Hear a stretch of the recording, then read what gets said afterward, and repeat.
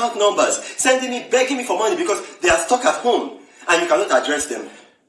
Look, if you take that 37 billion that you budgeted to renovate the National Assembly, that is, it is not in need of any repair, and then the 150 billion that you are budgeted to spend on less than 500 legislators, you can send 10,000 naira to the 38.5 million BVN bank verified number accounts in Nigeria.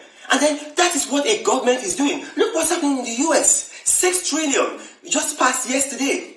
2 trillion of that is going to Americans. So we get as much as $3,000. In the UK, the same thing. 360 billion pounds. In Germany, $400 billion. Or is it $600 billion? I'm not so sure. What are you doing? That's my challenge to you. Show yourself to Nigerians and tell Nigerians what they are doing.